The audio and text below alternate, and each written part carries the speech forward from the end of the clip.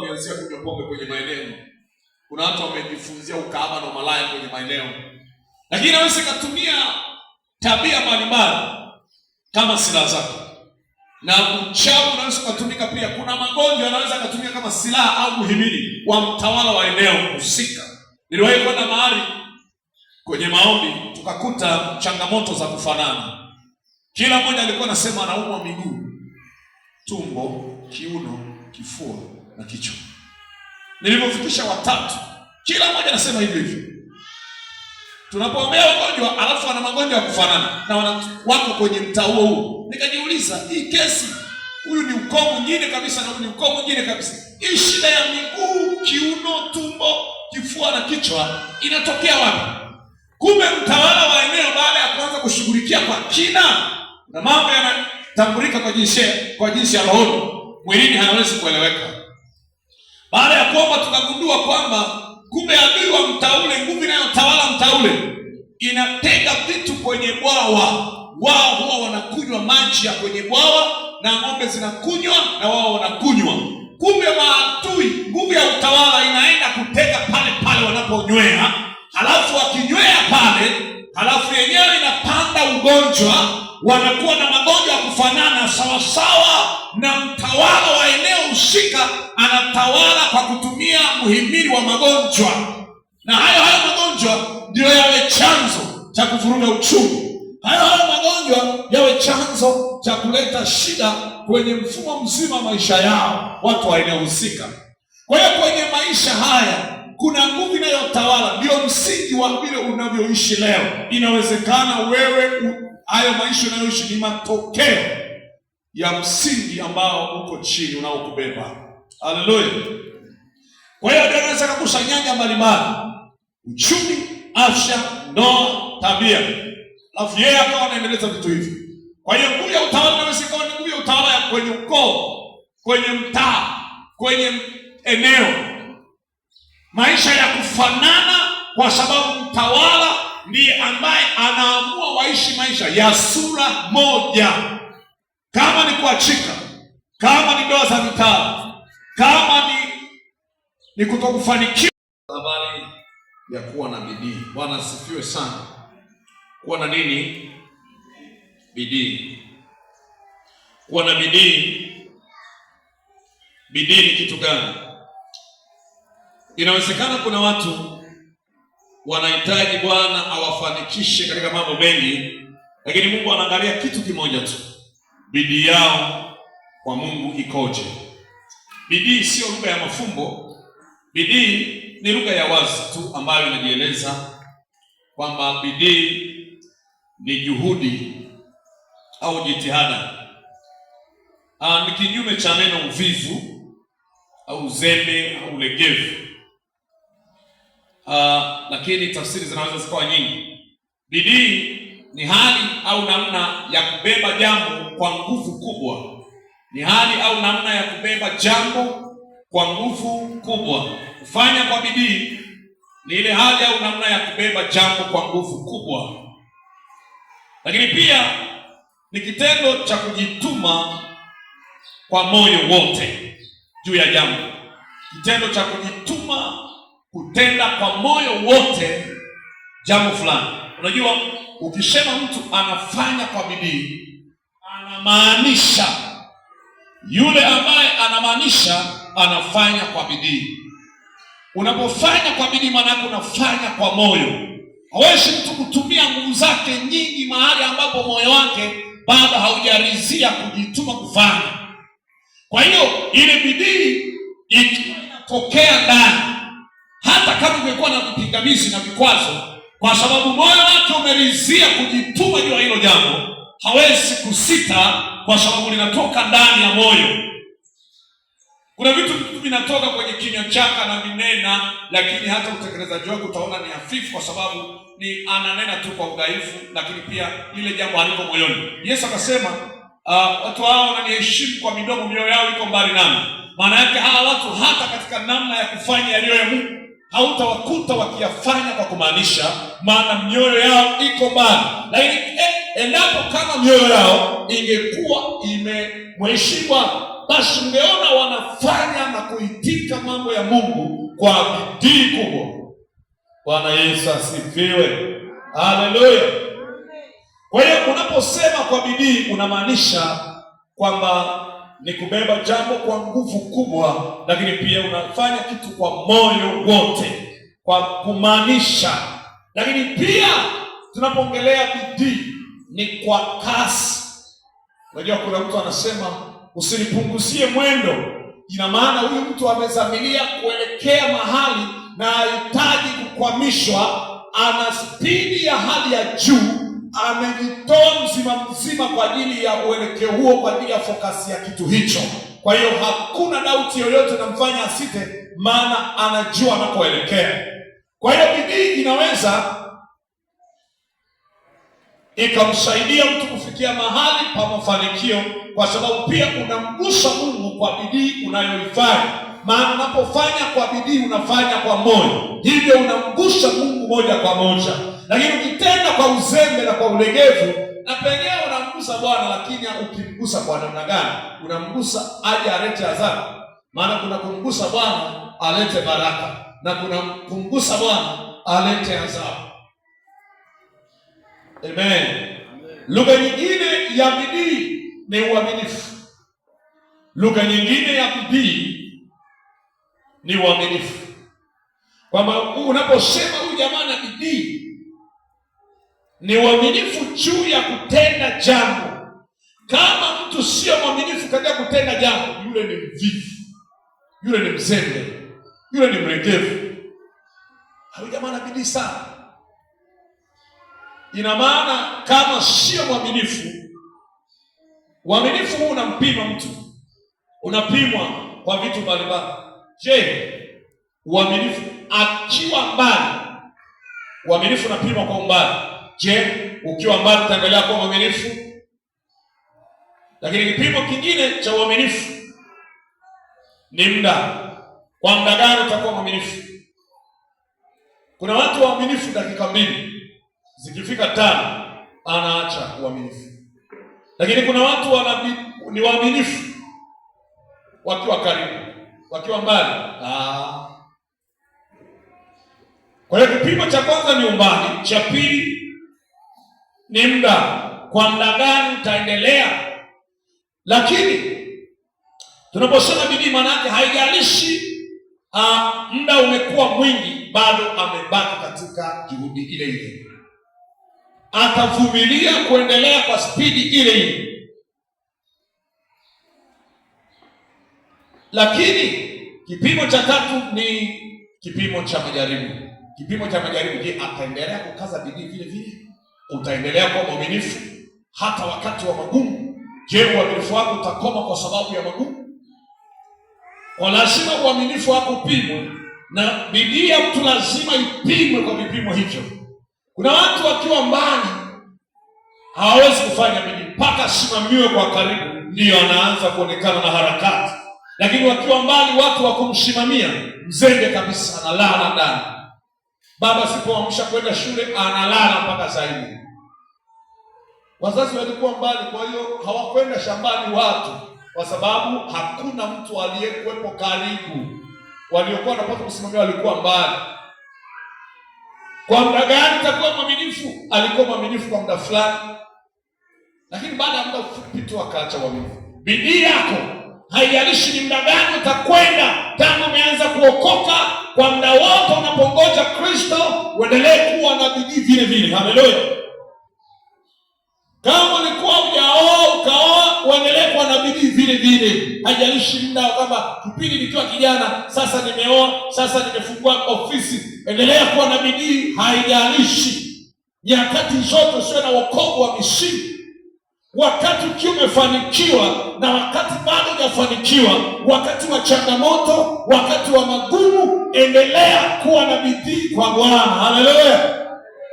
Uaminifu wako kwa Bwana unapimwa kwa matukio ambayo unapimwa, pia kwa changamoto, unapimwa kwa majaribu, unapimwa kwa moto. Unapopita kwenye changamoto ya kutengwa, kukataliwa, je, bidii yako itabaki ile ile? Uaminifu wako utaendelea au utasita.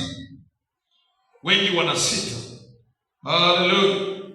Ukiwa mvivu, mbingu sio ya kwako, mafanikio sio ya kwako. Haleluya. Tuangalie kitabu kile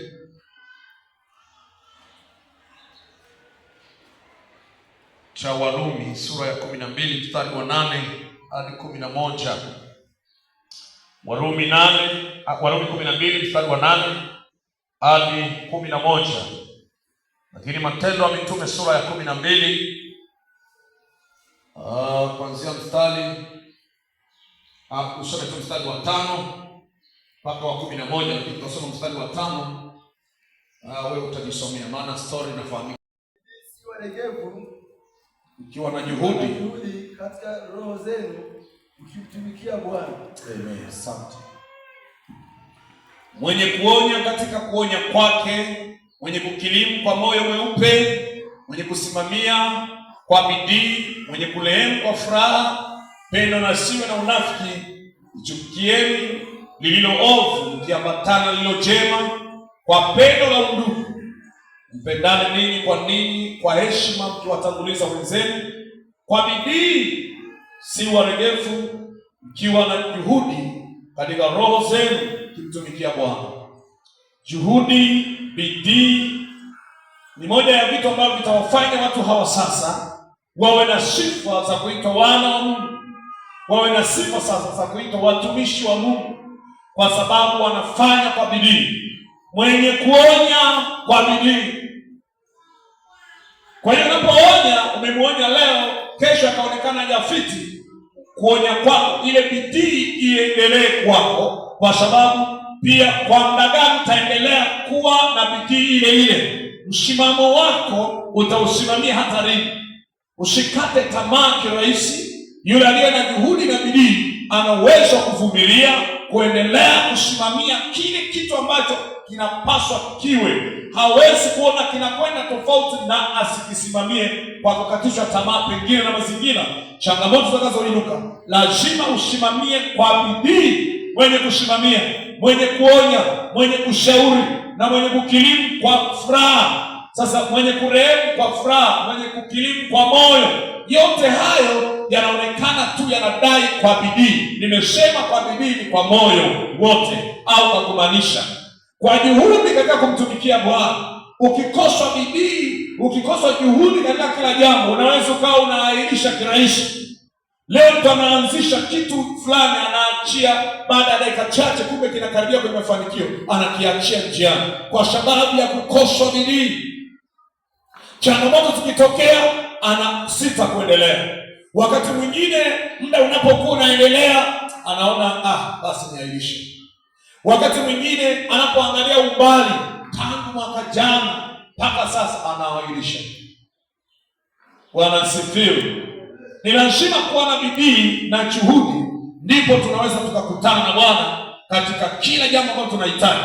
Kwa hiyo Biblia inatueleza wazi kwamba Petro alikamatwa, kawekwa ndani. Kawekwa ndani, kinachosubiriwa ni kuchinjwa, ni kuuawa. Kwa mfano halisi, tayari kuna mtu amekwisha kuchinjwa, Yakobo, lakini kanisa likaomba kwa bidii. Kwa bidii, kwa kumaanisha, sio kama vile watu, kwa msisitizo mkubwa. Haijalishi muda unaendelea, lakini waliendelea kumwomba Bwana, wakaendelea kumsisitiza Mungu. Kwa bidii ile ikaleta matokeo. Bwana akainua mtu, akapeleka malaika ili Petro atolewe gerezani.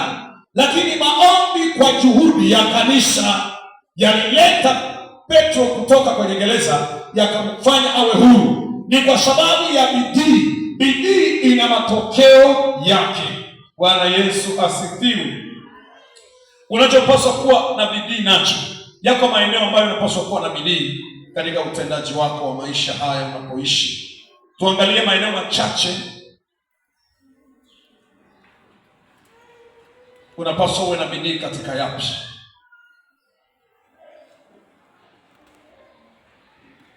Baada ya bidii, baada ya kuona kwenye maeneo yanayopaswa bidii, tutarudi kwenye faida, matokeo ya bidii. Lakini tutaangalia pia mambo yanayompelekea mtu kuwa na bidii. Tutaangalia maeneo ambayo yanapaswa uwe na bidii, lakini bado tutaangalia faida ya bidii, lakini tutaangalia mambo yanayompelekea mtu kuwa na bidii. Bwana Yesu asifiwe.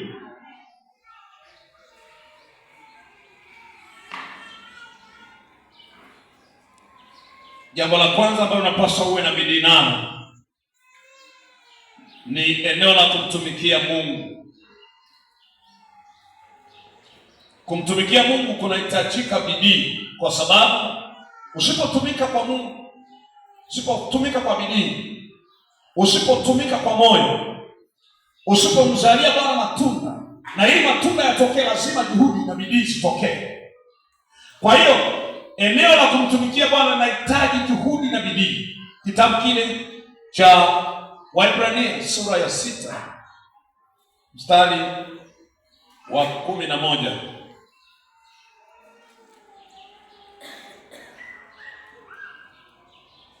Waebrania 6:11.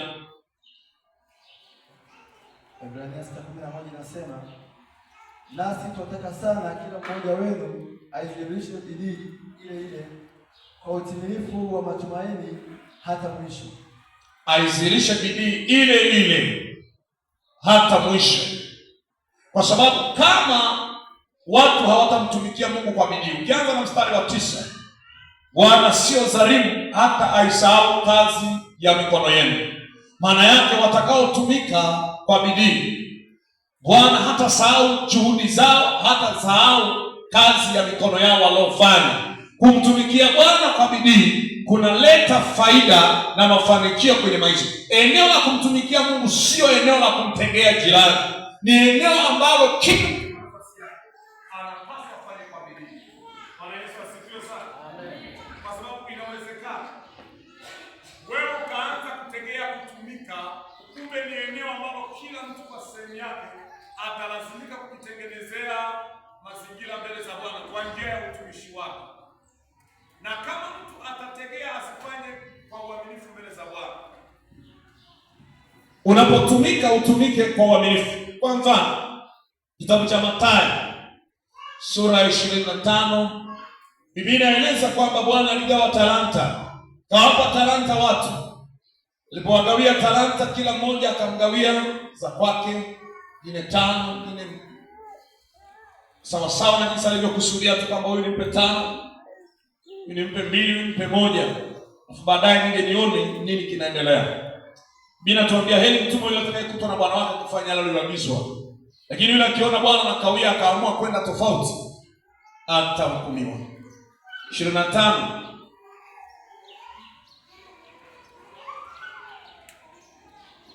mstari wa 14. Maana ni mfano wa mtu atakaye kusafiri, aliwaita watumwa wake, akaweka kwao mali zake.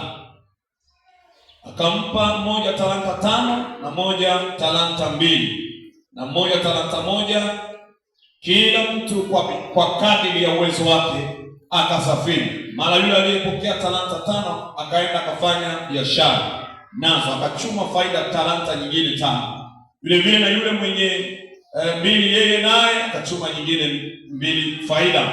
Lakini yule aliyepokea 1 alikwenda akakuwa chini, akaificha fedha ya bwana wake. Baada ya siku nyingi akaja bwana wa watumwa wale, akafanya hesabu nao.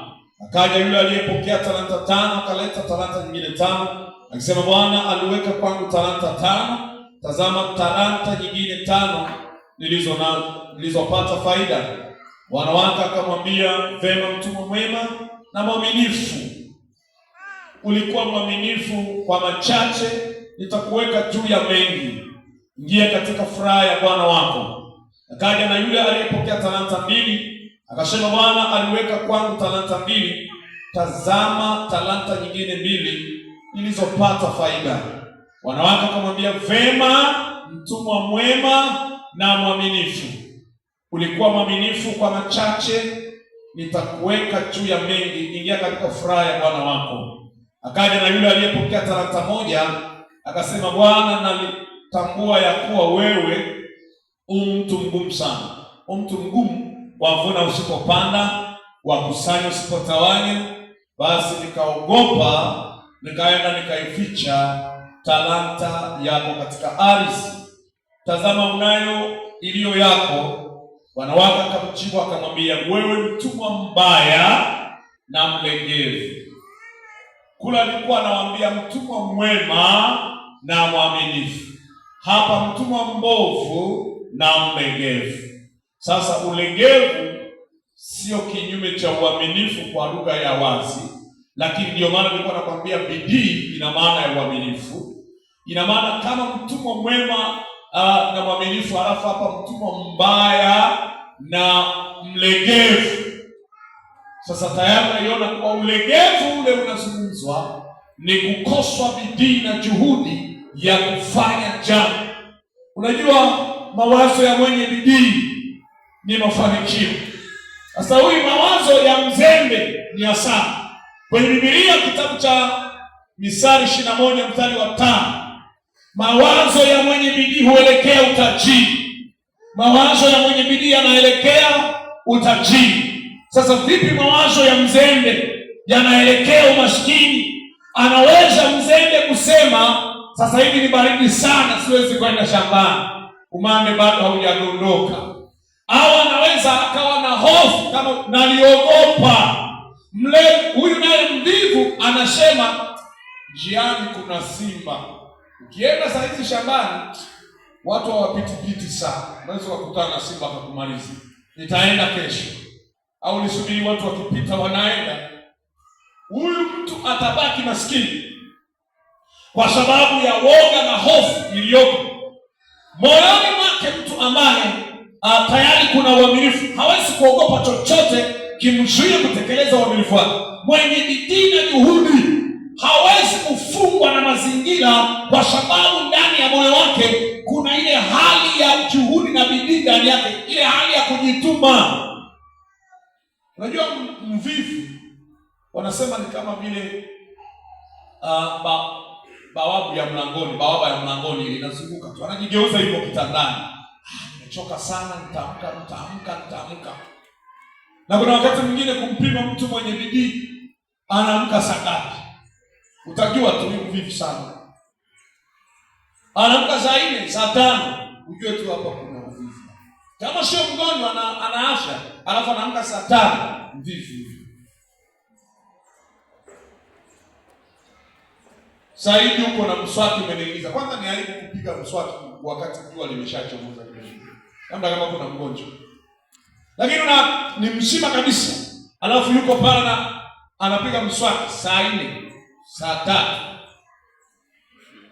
Nani amefuata maji? Nani amefuatia uwanja? Saa ngapi watakunywa chai hiyo mji? Kama ni mke wa mtu, kwa kweli ni mzigo mzito sana. Mke wa mtu anaamka muda huo. Biblia inamzungumzia mwanamke hali chakula cha uvivu kabla hakuja alishamka. Misali ile 31. Yaani mapema ameshaondoka zake. Bwana Yesu asifiwe. Kwa hiyo ukiwa mlegevu katika kumtumikia Bwana, hautapokea thawabu, ila utapokea adhabu.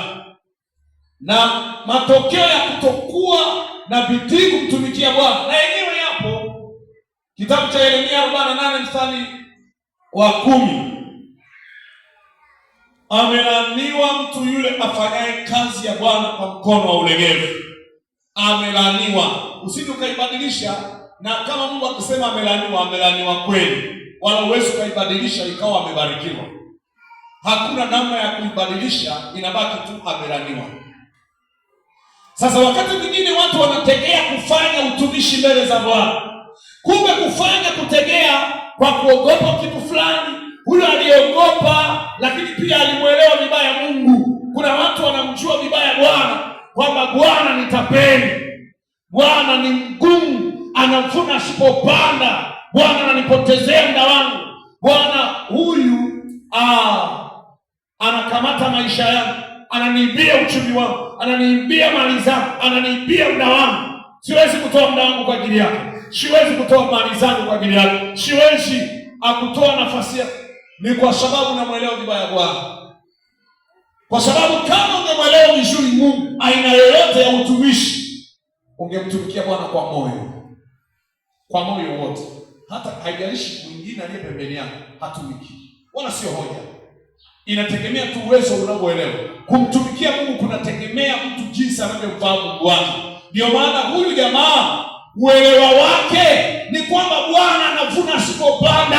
Hata nikijitaabisha nina hasara, sina faida yoyote kujitaabisha, eti nijinyime niache shughuli zangu nikazalisha hii talanta, napoteza muda, maana hakuna faida yoyote. Kwa ndio maana hawezi kuja kwenye utekelezaji, ila wale wenye kufahamu kwamba Bwana yeye kazi yetu mbele zake sio bure, hata sahau, wanatumika mbele za Bwana bila kusubiri nani. Haleluya. Lakini mpaka leo kanisani wapo watu wa makundi haya. Wapo, pamoja na kwamba wawili walizalisha talanta, serusi mbili walitimiza, serusi moja hawakutekeleza. Hata leo kanisani serusi nzima ipo kanisani ambayo ina mitazamo kama hiyo, kwamba kwenda kanisani kupoteza wakati, kwenda kanisani na kutumika na kupoteza muda. Ndiyo maana unaweza ukashangaa nani atakwenda kufagia siku fulani. Nitakuwa kwenye kazi zangu, mambo haya kwenda kutumika tu kila wakati hamna. Mmoja akaniambia, mchungaji, mume wangu hafanyi kazi kabisa. Yaani kila siku anashinda kanisani. Anashinda kanisa la wapi? Si huko kwako. Mbona hapa hatushindi kila siku? Wewe tunashinda kila siku hapa. Bwana sasa, tunashinda kila siku hapa. Muulize vizuri, huwa anashinda wapi? Anasema anashindaga huko kila siku. Wakati mwingine mpaka anachelewa kurudi. Bwana asifiwe. Haleluya. Kumbe hataki tu aone mume wake anafanya kazi za Mungu. Akitoka kwa mfano kwamba niende nikapige pasi pale kanisani, kapige pasi nguo za mchungaji, akienda yeye anatumia ule muda, hata kama atakali saa moja kila siku anaenda kwa mchungaji. Hilo ni saa ngapi la kupiga pasi? Wewe unaenda kanisani kwamba ukafanya usafi, baadaye urudi nyumbani uendelee na shughuli zako. Yaani hawa asubuhi mapema kanisani, wanakuja muda unaenda, chakula cha mchana tunachelewa kwa sababu wanaamkia kanisani. Kanisa kila siku. Bwana Yesu asifiwe sana. Ni kwa sababu tu ya watu jinsi ambavyo hawaelewi nini maana yake. Kwa hiyo kumtumikia Bwana kunahitaji uelewa wa mtu binafsi, anamwelewa vipi Mungu. Iwe ni kwa njia ya kumtumikia Mungu kwa namna ya huduma yoyote ile, iwe ni mwimbaji, iwe ni mhubiri, iwe ni mshuhudiaji, iwe ni muombaji, iwe ni mtoaji, iwe ni kila aina ya huduma katika nyumba ya Mungu, inategemea unamwelewaje Mungu wako. Kuna watu hata wakati ukisema sasa ni wakati wa kujitoa kwa ajili ya kazi ya Bwana, ni jambo zito, kwani kwa sababu anajua kuwa mbele za Bwana anapoteza wakati. Yuko tayari kuwategea kina fulani, maana hajui faida wala haoni umuhimu wake. Lakini anayejua maana yake, wala hawezi kusukumwa, wala hawezi mpaka utumie lugha za kumchochea, anajua maana yake. Bwana asifiwe. Anabidii katika kuyatimiza yote mapenzi ya Bwana. Leo tu kwamba ile kanisa sijasikia tangazo la kutoa zaka, kwa hiyo nafikiri muda huo hawatoi. Eti zaka kwa ni tangazo. Mimi nilifika mahali nikasikia watu wanasema tangazo la kwanza wa ibada, la pili, jamani sasa hivi nimeshaanza kuvuna. Tangazo la pili kutoa zaka.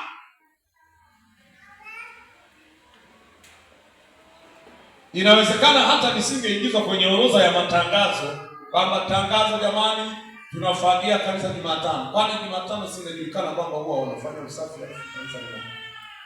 Na hili kwa sababu ya kukosekana utumishi. Na ukitaka uone kanisa kwamba asilimia ya yule mwenye kuficha talanta imejaa kanisani, usipotangaza kwamba kuna sehemu tunahitaji kufanya utumishi, hawatatokeza watu kwenda. Kwamba kanisani mwenye kujituma kwamba leo ninaingia leo na nitakuwa na maombi yangu kuombea kanisa. Leo nitakuwa na maombi kuombea watu wa utaumwa waokoe. Usipotangaza maombi, mchungaji, wazee wa kanisa, hamna mtu anayekaa hapa anaomba kanisa. Ni kukosekana bidii. Hakuna juhudi mioyoni mwa watu. Lakini wakati watu wakiwa na bidii ya kumtafuta Bwana, pangekuwa na mpishano. Sasa hao wamekesha leo, walikuwa na maombi yao. Lakini walikuwa na fulani bwana, walikuwa mtaa ule, walikuwa wanashuhudia bila hata tangazo kwamba tunaenda kushuhudia mtaa fulani. Kwa sababu ya uzembe kumtumikia Bwana, uvivu, 1% iliyokuwa inadai Bwana navuna sipopanda, Bwana ni mgumu, sina faida yoyote, nina hasara, ndiyo 1% inatesa kanisani leo. Watu wengi hawako tayari kujitoa kwa ajili ya Bwana, hawako tayari kumtumikia Bwana. Wanaangalia umaarufu wao, wanaangalia jinsi walivyo. Mimi huyu nitaenda kufanya usafi vyoo vya kanisa, nilikadeki. Hamna hiyo. Ni uzembe tu wa kutumika. Na watu wanateka baraka. Wanajua umuhimu wa kutumika mbele za Bwana kuwa kuna faida. Kazi yake haitasahaulika mbele za Bwana. Kwa sababu ni moja ya mambo mema unayoyafanya. Biblia inasema ni kitu gani kitakachowazuru ukiwa na bidii katika kutenda mema? Hakuna kitu cha kuwazuru mtakapokuwa na bidii katika kutenda mema. Jambo lingine ambalo unapaswa kuwa na bidii nalo ni kutafuta jambo muhimu kwenye maisha yako kwa bidii. Kutafuta jambo muhimu, kutafuta ufalme wa Mungu, inahitajika bidii. Biblia inasema kwenye kitabu cha Ibrania sura ile ya 12 mstari wa 14, tafuteni kwa bidii kuwa na amani na watu wote na huo utakatifu ambao hapana mtu atakayemwona Bwana ambaye hana huo utakatifu. Kutafuta jambo la muhimu, lazima bidii inahitajika. Jambo la maana, jambo lenye tija, jambo lenye faida, jambo lenye manufaa kwenye maisha yako, lazima itafutwe kwa bidii. Amani ikipotea, kuna gharama zinahitajika kutafuta. Bila kutoa gharama, hakuna bidii. Gharama mojawapo inaweza ikawa muda wako, inaweza ikawa nguvu zako. Ni gharama unazozitoa kwa ajili ya kupata kitu muhimu.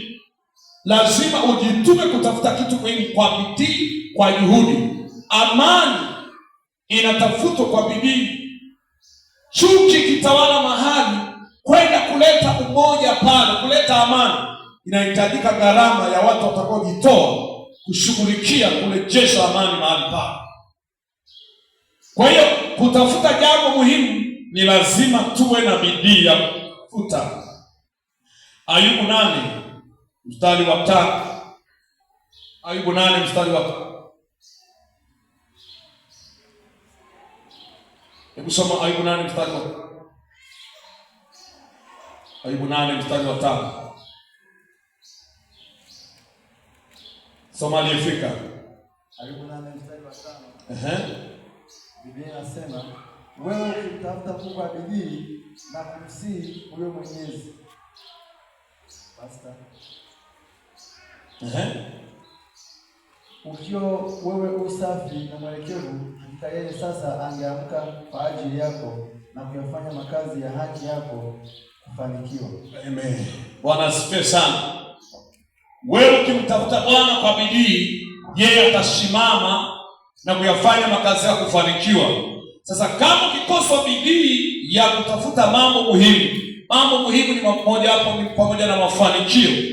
Basi vitu muhimu viko vingi kwenye maisha ya binadamu. Kile unachokiona muhimu kwako kinatafutwa kwa bidii. Ndio maana watu hawako tayari kutoa gharama kwenye vitu ambavyo havina umuhimu kwao.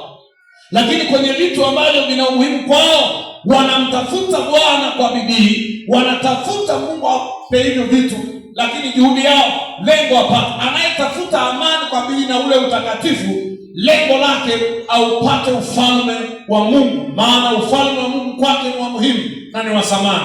Anautafuta kwa juhudi na bidii. Leo yote mtazidishiwa, Ina maana kutafuta huwa kunahitajika bidii. Mtu yeyote anayetafuta kitu kwa uzembe hawezi kukipata kitu. Lazima bidii, juhudi inahitajika, ndipo kufikia matokeo yaliyo mema kwa sababu ya bidii aliyonayo. Wewe leo unamtafuta Mungu kwa ajili ya uponyaji, kwa ajili ya shida ulionayo, kwa ajili ya jambo unaloliona kuwa ni la muhimu kwako, lakini unamtafuta Mungu kwa unyonge, kwa uzembe, hauna juhudi yoyote, hauna bidii yoyote. Mtu mmoja akaulizwa, hivi wewe kweli unahitaji Bwana kutendea hiyo? Huwa unaomba? Lakini nasema ndio, huwa ninaomba, kila nikitaka kula huwa naomba kabisa. Yaani unaulizwa hitaji lako unalotafuta Mungu akufanikisha, akupe muujiza huo, huwa unaomba? Ila tu kuniombea baba, na mimi huwa naomba kabisa. Hata wakati wa kula mimi huwa naombea. Siwezi kabisa mchungaji, siwezi kula bila kuomba, huwa naomba. Hayo na shida ya mtoto, hayo na shida ya kupona ugonjwa, una shida Mungu akufungulie milango ya baraka. Halafu kwenye chakula pale unaweza kuanza kumimina na mahitaji mbele za Bwana. Baba, bariki chakula hiki, kumbuka na ndoa yangu, kumbuka na uchumi. Eti inawezekana? Si watu wataanza kuna mwisho wa siku. Haya maombi gani haya? Huyu haombagi, mvivu wa kuomba. Watu walikuwa na uwezo wa kushika maelekezo ya waganga wa kienyeji. Saa 8 usiku, amka, nenda kaoge njia panda. Ana juhudi kweli, maana yake ni mwaminifu kwenda kuyatekeleza maagizo aliyoagizwa na mganga wa kienyeji, lakini ni mzembe, sio mwaminifu katika yale anayoagizwa kimungu. Angeweza kuamka akaomba kwa ajili ya shida yake, angeweza kufunga na kuomba. Nenda usigeuke nyuma. Ni mwaminifu kweli, ana bidii kweli kweli. Siku moja bwana mmoja akakutana na baba mkwe wake. Maelekezo amepewa, hakuna kusalimia mtu. Baba mkwe walipishana tu. Yaani baba mkwe yeye aliwahi kumwona mkulima huyo huko anakuja. Mkulima na maelekezo. Kufika hakushuka kusalimia baba mkwe, aliendelea. Na yeye sasa baba mkwe kwa sababu anafahamu kama kwa anatoka mahali, na nafikiri anatoka ibadani, amejaa upako sana, kwa hiyo hawezi kusalimia, na anakuwa mwaminifu. Haijalishi nani yuko mbele yake, hasalimii kweli. Kama ameshindwa kusalimia baba mkwe, ili lolote liwalo na liwe, bora lawama, heri lawama, lakini natimiza masharti ya bosi. Anabidii kuyatimiza. Anapigwa chala, naambia hakuna kuoga siku ngapi? Umenielewa? Siku 3. Hakuna kugeuka nyuma, umeelewa? Hakuna kusalimia. Hata kama anakutana na mchumba wake anayetarajia kumuoa, hawezi kusalimia. Sasa basi, watu walio katika Mungu wanashindwa kuwa na bidii, wanashindwa kuwa waaminifu, wanazidiwa na wana wa uasi. Uwe na bidii katika kutimiza yale ambayo yanaleta faida kwako, yenye umuhimu kwako. Sasa unahitaji kubwa kabisa la namna hiyo. Halafu ibada zako za kubibi, ukija ibada moja zinapita wiki 3 au 2 ndio unakuja. Hiyo una mahitaji mkuki. Hujawahi kuchukua nafasi yako binafsi na kutenga muda wako binafsi. Leo ninafunga na kuomba kwa ajili ya changamoto yangu. Ila wewe ni kutega kichwa tu, niombee baba, niombee. Bwana sasa, unaweza ukawa tegemezi kwa sababu ya kutokuwa na uelewa. Kuna wakati unapaswa kuomba wewe kama wewe, kwa juhudi wewe. Mungu anaangalia jinsi wewe umedhamiria kiasi gani. Unaenda mbele za Bwana kwa kumaanisha, na Mungu yuko tayari kukuangalia, maana anaiangalia shauku iliyoko ndani ya moyo wako. Lakini hii ya kuvutwa ya kubebwa, inawezekana wabebaji mwisho wa siku wakachoka. Lakini unapaswa uende mwenyewe mbele za Bwana ukajichotee maji. Bwana sifiwe. Wakati mwingine pazia limeshapasuka, nyoka nenda. Wacha kuagiza Mariamu akakuombee. Nenda mwenyewe. Wapo hapa watu wamewageuza watu kuwa Mariamu. Inawezekana hawamtumi Mariamu, lakini wanatuma watu wengine. Nenda kaombe. Bwana sasa. Kwa kweli mimi usinifanye kuwa Mariamu kabisa, unituma kila wakati. Nenda na wewe. Haleluya. Maombi, kila mtu ana nafasi ya kwenda na eleza hitaji lako. Una nafasi, huzuii kufunga na kuomba kwa ajili ya hitaji lako, wala huzuii kutekeleza jambo lolote kwa ajili ya manufaa yako binafsi kimungu, maana mnatembea katika njia ya Bwana. Haleluya. Lazima uwe na bidii ya kujisimamia mwenyewe katika kuyaendea yaliyo ya muhimu kwako. Zaburi 78 mstari wa 34, Biblia inasema, alipowaua ndipo walipokuwa wakimtafuta, wakarudi wakamtaka Mungu kwa bidii, wakakumbuka kuwa Mungu ni mwamba wao, Mungu aliye juu ni mkombozi wao. Unajua, walipoona madhara ndipo walipomrudi kwa Bwana kumtafuta, wakajua ni mwamba wao, wakaenda kumtafuta kwa bidii. Baada ya kuona madhara, jifunze kwenda mbele za Bwana kumtafuta. Wacha kulalamika. Eneo lingine unapaswa kuwa na bidii nalo, uwe na bidii katika kuomba. Yakobo 5:16-17. Eliya alikuwa mwanadamu mwenye tabia moja pamoja nasi, lakini aliomba kwa bidii. Lazima uwe na bidii kumtafuta Bwana kwa maombi. Ukiwa na bidii kumtafuta Bwana kwa maombi, utaona mkono wa Bwana ukiwa upande wako ukikusaidia. Nawapenda wala nipendao na wale wanitafutao kwa bidii wataniona. Mungu atadhihirika kwako ukiwa na bidii ya kumtafuta. Bidii yako ikiendana na utakatifu, bidii yako ikiendana na usafi, ni vyepesi mno kukutana na Bwana katika kuomba kwako. Lazima maisha yakiwa vizuri, ukiwa na mfumo mzuri wa maisha mbele za Bwana, uhusiano wako uko vizuri, juhudi yako mbele za Bwana ya kumtafuta haitakuwa bure. Jambo lingine ambalo unapaswa kuwa na bidii, uwe na bidii kutubu. Kuna watu ni wazembe sana kutubu. Kuwe na bidii kufanyaje? Kumbe kutubu panahitaji bidii. Toa gharama, juhudi, bidii, gharama. Mtu atajutia kosa, ataugua, atataabika kwa ajili ya hicho kitu, moyo wake utakoswa amani. Juhudi ya kutubu. Biblia inasema kwenye Ufunuo 3 kwamba uwe na bidii ukatubu. Kumbe bidii isipokuwepo kwa mtu, ule mstari wa 19, uwe na bidii ukatubu. Kuna watu ni wazembe sana kufanya toba mbele za Bwana. Wanaweza kujificha waonekane kama wako salama, lakini wanafanya uovu. Hawako tayari kutubu, hawana bidii, hawana juhudi, hawako tayari, sio waaminifu.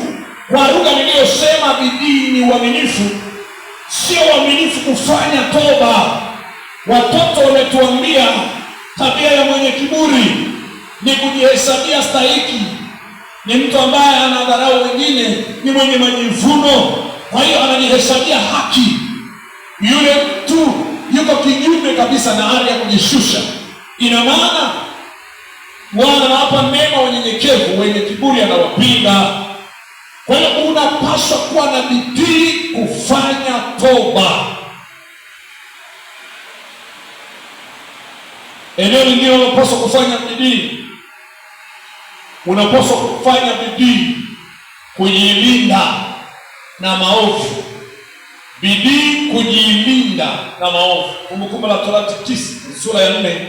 Kuna bidii ya wewe mwenyewe kujidhibiti kuingia kwenye mabaya.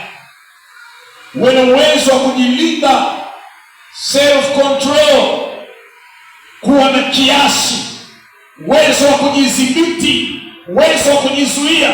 Asiyekuwa na uwezo wa kujizuia, Biblia inasema amekufa ingali anatembea. Uwe na uwezo wa kujidhibiti, usijirahisi kuelekea kwenye dhambi, na hapo sio mzembe. Na ndio maana watu wanasema mtu aliye mzembe anaweza kujikuta ameuza utu wake kirahisi. Mtu aliye mzembe anaweza kujikuta ameharibu maisha yake mwenyewe kwa sababu ya uzembe wake. Ila mwenye bidii hawezi kujidhalilisha Unaweza ukajivunjia heshima yako kwa sababu ya uzembe ulionao. Lakini kama ungekuwa na bidii, ungelinda heshima yako, ungelinda utu wako na thamani yako. Leo kwa sababu ya uzembe watu hawataki kujishughulisha, hawataki kufanya kazi. Matokeo yake ndio kujikuta tu ni mtu wa kujichafua kila wakati. Uwe na bidii kujizuia, kujilinda na mabaya. Kumbukumbu la Torati, hebu mtu mmoja asome mstari wa 9. Kumbukumbu 4 mstari wa 9. Inasema, lakini jihadhari nafsi yako, ukailinde roho yako kwa bidii, usije ukayasahau mambo yale uliyoyaona kwa macho yako, yakaondoka moyoni mwako siku zote za maisha yako, bali uwajulishe watoto wako na watoto wa watoto wako. Amen. Usije ukasahau kujilinda dhidi ya yale ambayo umejifunza. Kuna watu wanakuwa wazembe kuyaishi yale waliokwisha kujifunza, yale wanayoyafahamu, wanakuwa wazembe. Anajua hili ni dhambi, lakini kwa uzembe kabisa amejisahaulisha. Kwa sababu ukiwa na bidii ya kujilinda dhidi ya uovu, lazima iweko bidii. Ukiona dalili ya uovu, unaiepuka. Ukiona mazingira haya ni ya ushawishi, haya mazoea ni hatarishi, unaepuka. Ni juhudi kuwa na bidii.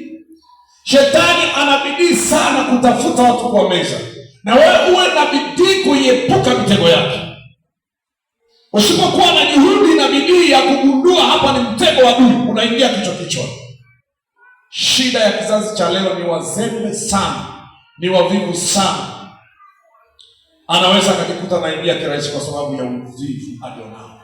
Tangu akili yake ina uvivu ndani yake, mitazamo yake, mawazo yake anayowaza, unaona kabisa uzembe. Unajua mawazo ya mwenye bidii yanaelekea mahali pa mafanikio, lakini mawazo ya uzembe yanaelekea mahali pa uharibifu, pa umaskini.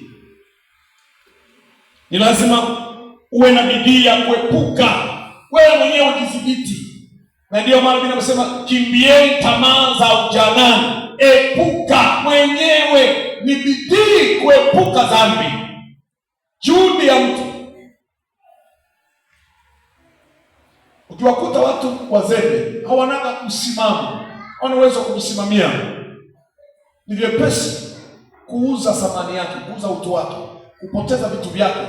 Ni vyepesi kushawishika kuacha dila kwa sababu ya uzembe alionao. Alikuwa na bidii, basi angeweza kusimama kwa namna ya kujitetea asizurike, lakini kwa sababu ya uzembe yuko kwenye uharibifu. Eneo lingine unalopaswa kuwa na bidii, uwe na bidii kusikiliza neno la Bwana, uwe na bidii kukaa kujifunza maneno ya Bwana, uwe na bidii kuhudhuria mafundisho, uwe na bidii kusoma Biblia. Kusoma Biblia ni kusikiliza sauti ya Bwana. Kukaa kwenye mafundisho ni kusikiliza sauti ya Bwana. Kitabu cha Torati 15 mstari wa 5. Uwe na bidii kusikia neno la Bwana. Kuna watu ni wazembe sana kusikiliza neno la Bwana. Na wakati mwingine shetani anawashambulia watu. Anajua wakisikia neno la Bwana watapata ufahamu. Kwa hiyo anawafanya waepuke ibada, waepuke mafundisho. Na ndio maana utakuta na baadhi ya wachungaji wanakuwa wazembe kufundisha. Wao ni kuhubiri tu. Nasoma kaandiko kamoja, unapiga fire, unamaliza ibada. Hawa watu hata ibada za katikati wahudhurii, watakuja Jumapili nyingine. Alafu kama mstari pamoja. Piga washa moja, kali kabisa. Hotuba ya haraiki, tunaenda mazini. Watu wahudhurii mafundisho. Bwana aliwahi kunisemesha mimi kwamba watu wanahitaji kufundishwa siku ya Jumapili kwa sababu ibada za katikati wengi hawaji ibadani. Tashangaa ibada za hapa zinaweza zikawa ndefu kuliko unavyofikiria. Saa 6 tuondoke. Tunakimbizana nini? Watu wanabaki tu kwamba kwa mfano tuwe na kwaya 8 hapa. Kwaya unatupa nyimbo 2. Eti kuna muda wa kuhubiri hapa. Mhubiri dakika 5 au 15. Watu hao wanaondoka wana njaa ya kutosha. Wanaondoka wanajua style kuliko neno la Bwana. Wana spesa. Wanaondoka tu wanajua kuluka sana. Lakini hakuna kitu cha kuwasaidia ndani yao chenye kulinda afya zao za kiroho, chenye kuwajenga kiroho, chenye kuwakuza imani zao. Neno la Bwana linawaweka watu huru, si tu maombi. Na ndio maana mtu ambaye sio mhudhuriaji wa ibada, sio msomaji wa neno, sio mtu anayejibidisha kutafuta uso wa Bwana, aliyemzembe kusoma neno, aliyemzembe kuhudhuria mafundisho, huyo mtu sio rahisi kufunguliwa. Kuna watu ambao wanaokoka leo, lakini anahudhuria ibada za mafundisho na anatamani, anauliza maswali kila wakati, mchungaji hapa anafanyaje? Neno la Mungu nimesoma hapa sijaelewa, kuna semaje? Leo hakuna mtu anaweza kukupigia simu, mchungaji nimesoma sehemu fulani sijaelewa, pana maanisha nini? Hakuna. Kwa hiyo wanafahamu kila kitu, hawajui, hawasomi hata Biblia. Ni magazeti, ni masizoni, ni mikanda iko hapo, wanaangalia pati ya 500 imeshaisha, anazifuata ziwe 700. Nimeshafika 500 mpaka sasa hivi, niongezee hapo, nirushie tena zifike 800. Hasomi neno, watu wazembe kabisa kwenye mambo ya Mungu. Na ndio maana mkifungua Biblia, tusome sehemu nataka kujifunza, unamwona mtu na usingizi umekuja ghafla, lakini story za wapi na wapi, zile za Saluni au za Yanga na Simba, mtaongea mpaka kesho. Wewe hapo kuelewa vizuri hapo, yaani hapo aliyesababisha tukafungwa ni fulani, tena ilikuwa dakika ya fulani, dakika kadhaa na sekunde mpaka naifahamu. Nikasikiliza watu kombe la mwaka 2016 wanaongezana miaka ya 2020. Unajua mwaka 2006 fulani ndiye alisababisha ile pasi yake ndio ilipelekea fulani akaenda kuchukua mpira, na ilikuwa ni dakika fulani, na yule ndiye alisawazisha ile goli. Eti mwaka 2006 yeye mkanda wote wa mechi hapa kichwani. Muulize kama ana mstari hata mmoja. Hana kabisa. Muulize tu kwamba nitajie wazee, nitajie mitume. Mmoja aliwahi kuulizwa, taja wazee, taja mitume 12. Akainuka Kazeremo, akaanza kutaja majina ya wazee wa mzee pale.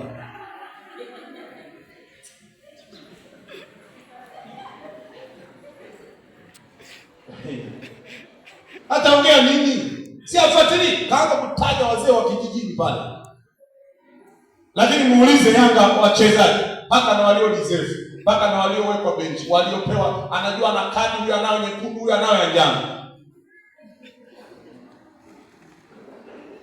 mpaka na umri wake anakuchambulia basi.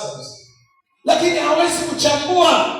Wanaulizwa watu hapa, kama ingetokea tu baba yake na Eliza na baba yake na Yohana Mbatizaji, watu hapa wamecheka hapa.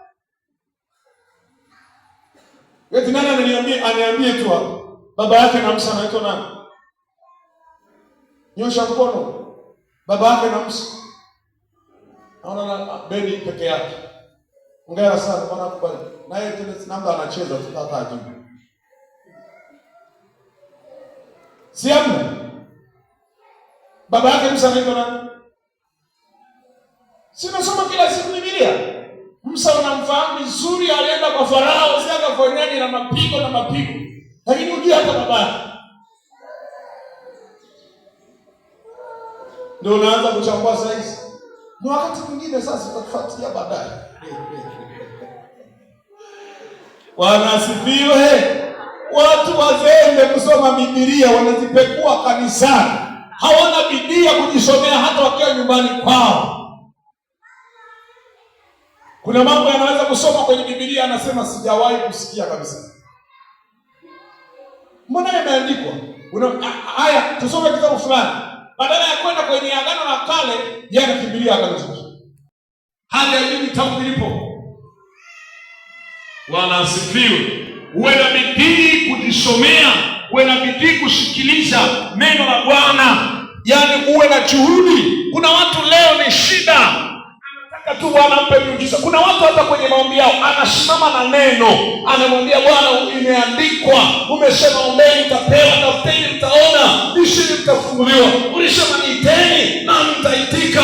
Mungu anatembea kwenye maombi, lakini amejaa neno la Bwana ndani yake. Lakini wewe ambaye neno la Mungu halipo, Mungu niponye tu ili ni mguu kuona sasa hivi na kucha zinataka kunyofoka. Wewe, maombi gani hayo bana?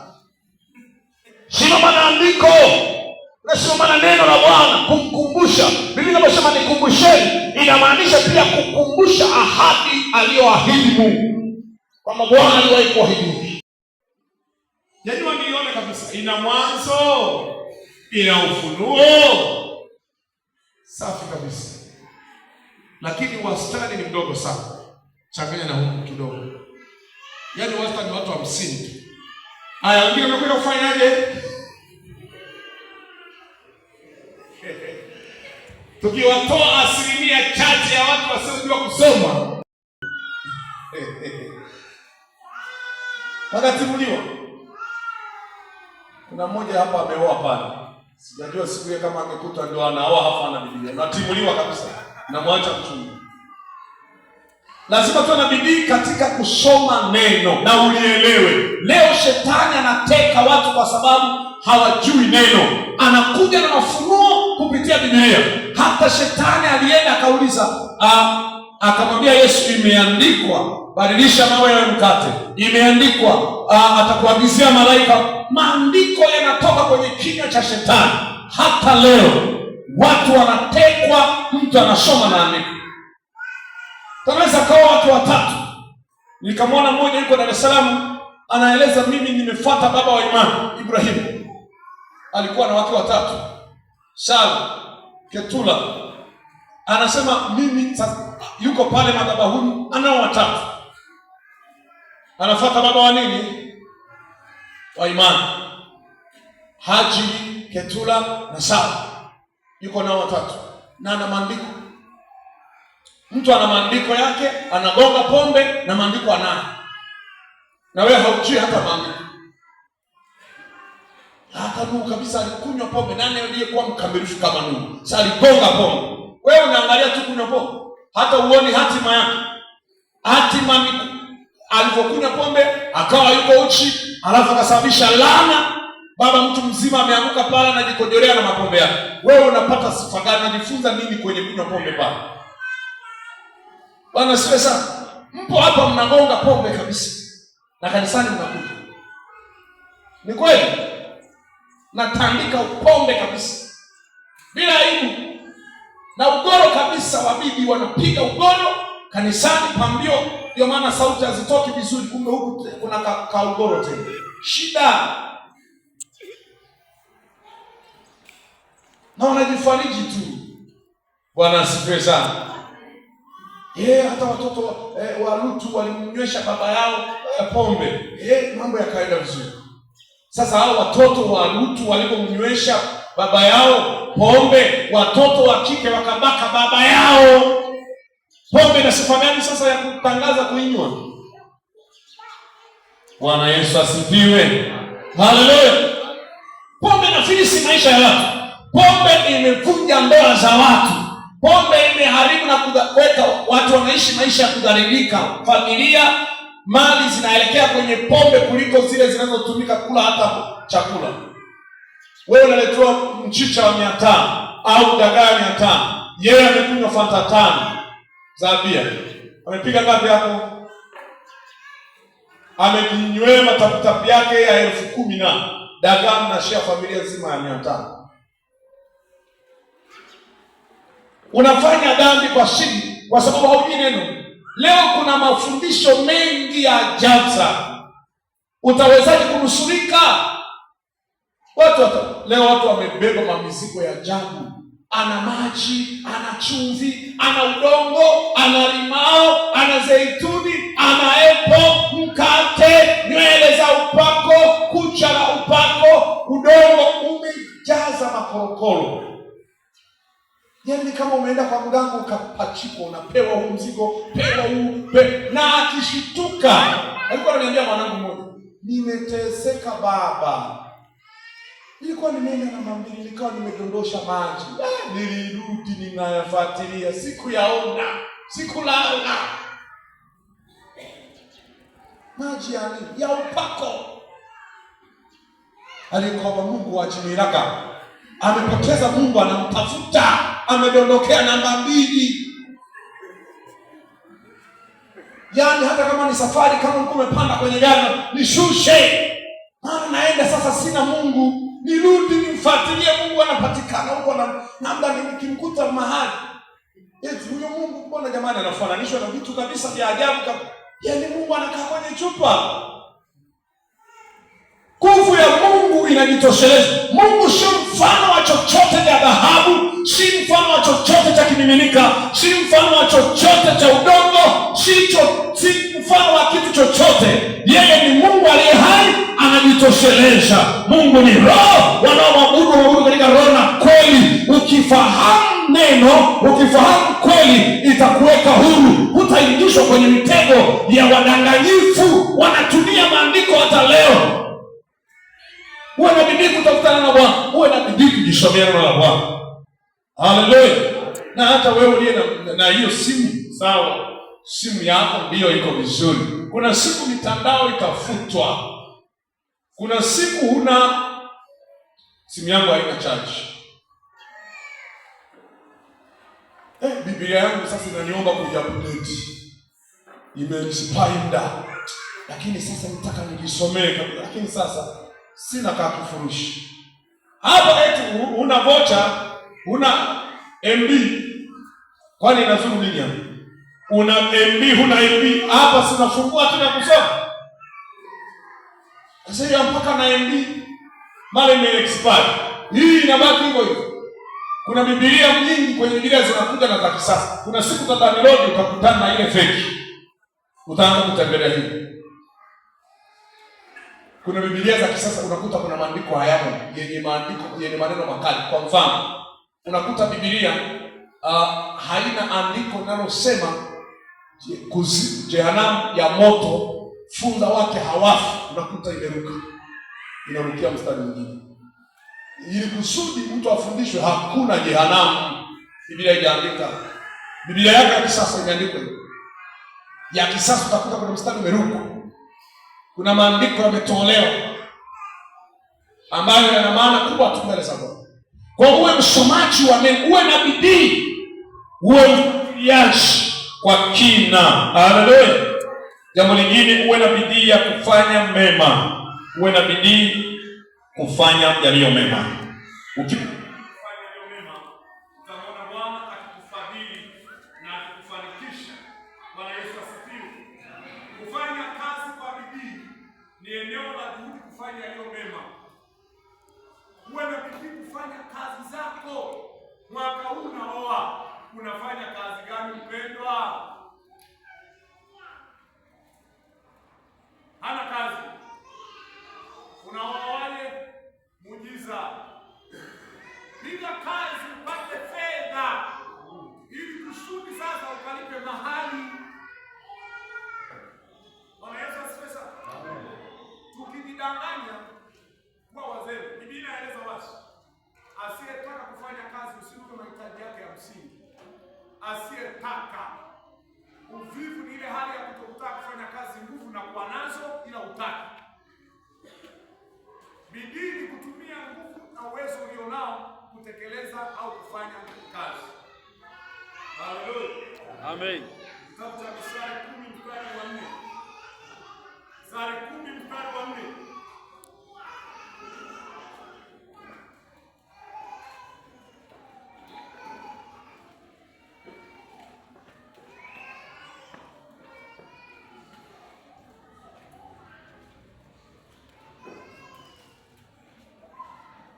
Aliyofika Misali 10 mstari wa 4.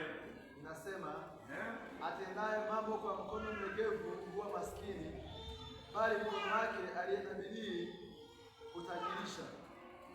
Atendaye kazi kwa mkono ulegevu huwa maskini, lakini yeye anafanya kwa bidii, mkono wake utajirisha. Nataka kufanikiwa katika jambo, fanya kazi kwa bidii ili Mungu akufanikishe juu ya hiyo kazi. Bwana akupe matunda. Na yule aliye na bidii ya kufanya kazi lazima Mungu amfanikishe. Misali 11 mstari wa 27. Atafutaye mema kwa bidii utafuta fadhili, atafutaye madhara hayo yatamjia pia. bidii, na Mungu ataashiria baraka, kwa sababu wewe mwenyewe umefanya kwa bidii. Kwa sababu nafsi ya mtu mvivu utamani asipate kitu, bali nafsi ya mwenye bidii itanenepeshwa. Isaya 13:4. Ile nafsi ya mwenye bidii itanenepeshwa, lakini yule mvivu atakuwa na shauku, atakuwa na kiu ila asipate. Unabaki kutamani lakini huwezi kupata. Lakini yule mwenye bidii kila anachokihitaji atakipata. Yule mvivu kila anachokihitaji hawezi kukipata, kwa sababu ni mvivu. Unaweza ukabaki tu na tamani mambo makubwa, tamani kutembelea gari na tamani, lakini hufanyi kazi, tabaki tu matamanio hewa, hakuna kitu kinachotokea. Uwe na bidii kufanya kazi. Bwana asifiwe. Amen. Vijana mko? Amen. Binti anafika umri wa kuolewa, hata kupika, hata uji unamshinda. Si mzembe huyu? Tafuta kwa bidii kuyafanya yote anayokupasa kufanya. Kuwe na juhudi. Haya, anaenda kuolewa, hadi kufua nguo zake. Sasa anaenda kuongeza bajeti ya kufua. Atafua na za mume wake. Nini kitatokea hapo? Haleluya. Hawezi kufanya kazi. Sasa naoa, anaanza kutegemewa, atategemewa pia na mke wake ili kufanya maendeleo. Yeye naye sabuni mpaka akaombe kwa mama kubwa. Nini kitatokea hapo? Sio tu akiomba hela anaanza kuwa mkali. Ana nguo zinafuliwa kwa sabuni ya nyumbani. Mswaki anashare wa wazazi. Mwiko. Piga kazi, nunua dawa ya meno. Yaani utumizi na dawa ya meno limekushinda. La mke atashona gauni huyo. Dela litahitajika hilo.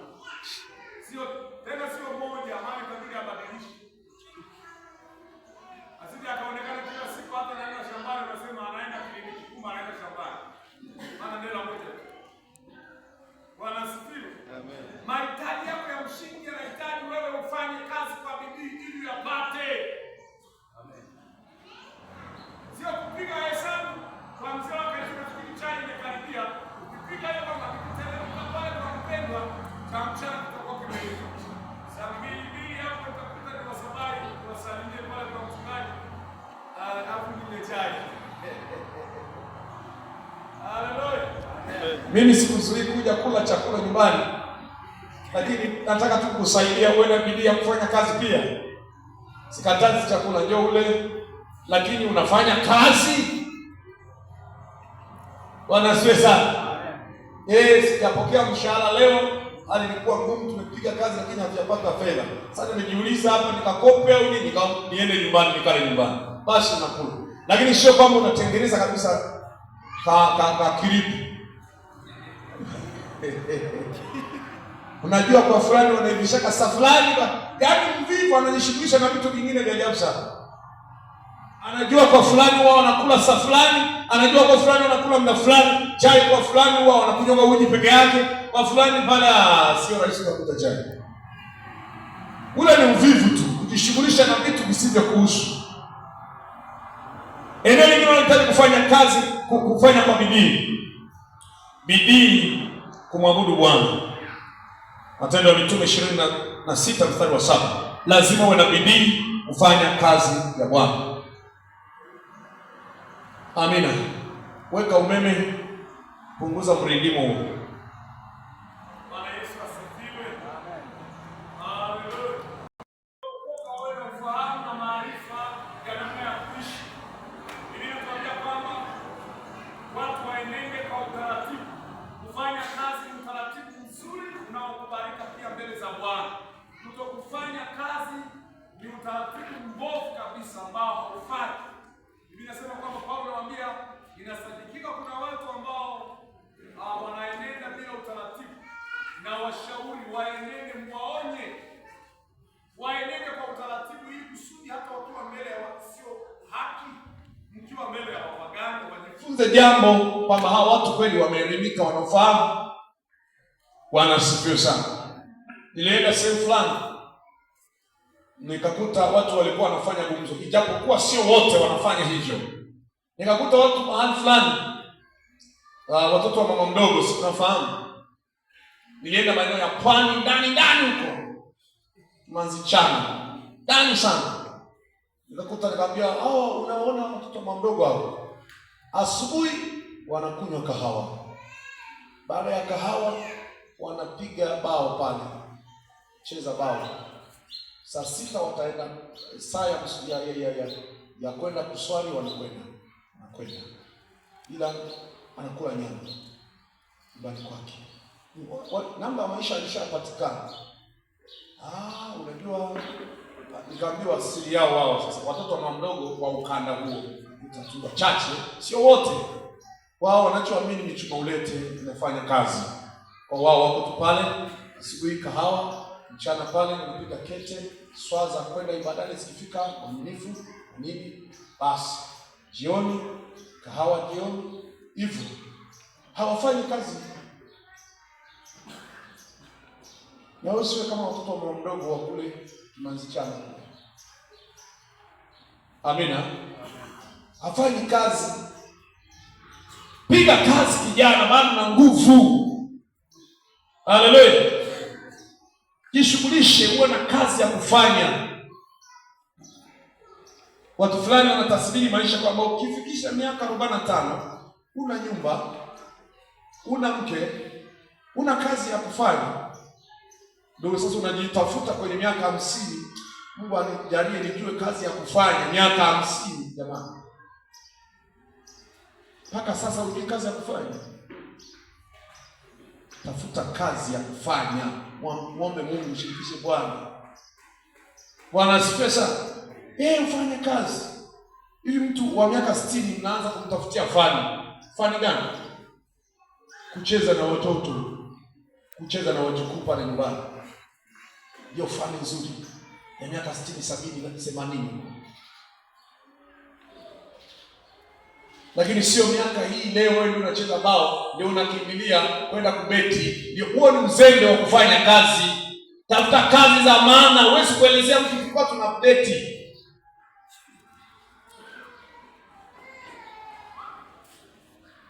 Leo unacheza timu gani? Tumebeti. Nimeenda pale, unashindania. Yaani akili yako kitazamisha ni kama vile uzembe wa mtu kutembea barabarani, unahisi kwamba nitaokota shilingi 10,000. Yaani nani andondoshe ya kwake? Unaomba kimoyomoyo watu wadondoshe wallet. Hazidondoki ngo. Kwa bidii. Hakuna wallet inaachwa kiasala. Kila mtu anaweka hela siku hizi kwenye wallet, anaweza kaweka tu utambulisho. Sana hela si kwa account. Utatembea umeinama barabarani, mwisho wa siku utazeka mapema kuinamisha barabarani. Bwana, naondoka hapa kwenda na mami. Nipe neema.